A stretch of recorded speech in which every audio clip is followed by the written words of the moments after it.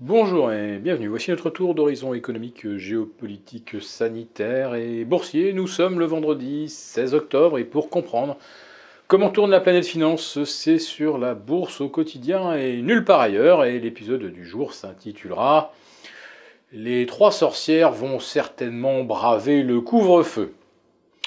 Oui, c'est la séance des trois sorcières et manifestement, à Wall Street, on a l'air de vouloir faire en sorte que la fête soit complète pour un mois d'octobre, un mois boursier d'octobre qui sera littéralement faste, puisqu'on s'oriente vers près de 4% de hausse pour le Dow Jones, plus 5,5% pour le S&P, et on est carrément à 8,5% pour le Nasdaq, et attendez, la journée n'est pas terminée.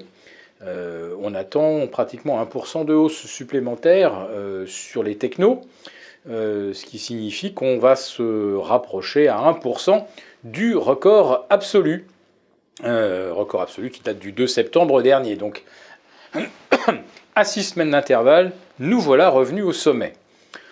À Paris, on en est loin. Mais enfin, Paris met les bouchées doubles depuis, depuis 11h30.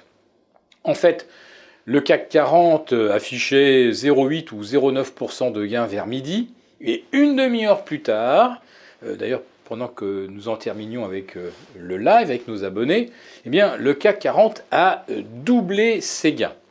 Bon, la raison, on la connaît plus ou moins, l'expiration des contrats sur DAX, sur l'Eurostoxx, donc on arrache les cours à la hausse naturellement pour compenser au plus haut. Après, dans l'après-midi, nous aurons la compensation du CAC 40 à 16h, puis la compensation des options sur le CAC 40 à 17h35.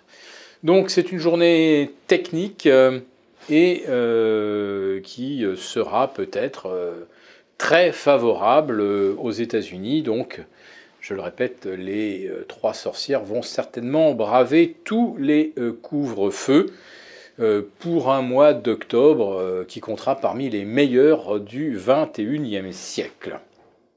Maintenant, il faut se projeter dans la quinzaine à venir, ce qui va beaucoup nous rapprocher des élections présidentielles américaines. Et la grande question est, démocrates et républicains vont-ils s'entendre sur un stimulus package ? Toute la semaine, on nous a un petit peu amusés avec les communiqués de Mitch McConnell, le leader républicain, qui dit on n'y arrivera pas, on ne trouvera pas de terrain d'entente, et de toute façon le groupe républicain ne veut pas plus de 500 milliards de dollars, les démocrates veulent plus de 2000, on n'y arrivera pas. Et puis en fait, hier, on a une déclaration de Trump qui laisse entendre que lui, il est prêt à signer pour 1800 milliards. Je dois avouer que si c'était le cas, ça réjouirait plutôt Wall Street. Et on pourrait effectivement revoir les records absolus dans la foulée. Il manque vraiment pas grand-chose. La question est de savoir maintenant si Wall Street renoue avec ses records et que le stimulus package est enfin signé. N'oubliez quand même pas que si on a atteint les 12 000 sur le Nasdaq et les 3 500 sur le S&P le 2 septembre, c'est parce qu'on avait déjà commencé à pricer le stimulus package sur lequel on est toujours en train de se battre à l'heure où je parle. Voilà. Donc, un coup de chapeau peut-être pour l'adoption, mais je ne suis pas sûr que ça suffise après, puisque, à mon avis, c'est déjà dans les cours. Donc, plus que jamais, notre sort pour les derniers mois de l'année sera entre les mains des banques centrales, selon qu'elles continueront ou non à injecter.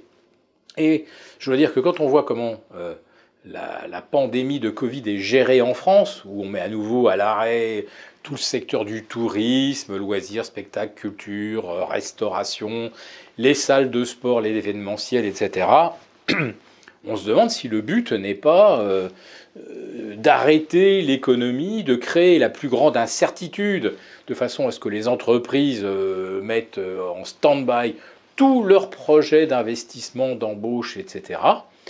L'économie française donc retombe en récession au 4e trimestre, au lieu d'en ressortir. Et puis là, face à une économie en récession, qu'est-ce qu'on fait? Eh ben, on arrose, on injecte de l'argent, c'est cadeau, c'est open bar, c'est buffet gratuit à volonté, si tant est que de l'argent sorti du néant soit réellement gratuit. Forcément, tout a un prix un jour ou l'autre. Voilà. Mais pour l'instant, il semblerait que ce soit bien la solution choisie par le gouvernement français, c'est de dire on arrête tout, et puis après ça, on va tous venir vous apporter la bouteille d'oxygène pour que vous surviviez. Alors je ne sais pas jusqu'à quand, jusqu'à Noël. Alors j'espère qu'à Noël, on sera sorti du couvre-feu, sinon le pauvre Père Noël risque de se prendre pas mal de PV à 135 s'il vient délivrer les joujoux entre 21h et minuit. Donc, on maintient en survie artificielle des pans entiers de l'économie, qui finalement deviennent complètement dépendants de l'État. On est de moins en moins dans une économie libre, mais de plus en plus dans une économie administrée. Et je me demande si c'est quand même pas ça un petit peu le but du jeu. Mais c'est pas avec ça qu'on fait monter les bourses, c'est sûr.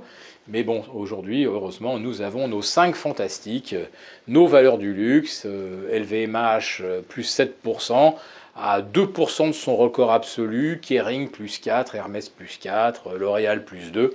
Voilà, donc heureusement, nous avons les 5 fantastiques, ce sont nos GAFAM, mais vous le constatez, décidément, on n'en sort pas, ni des GAFAM aux États-Unis, ni des luxes en France.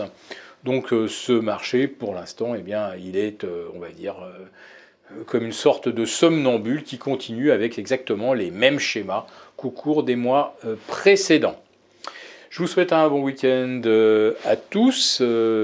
J'imagine que certains d'entre vous vont se délocaliser pour aller vivre un petit peu en marge des zones à couvre-feu. Voilà.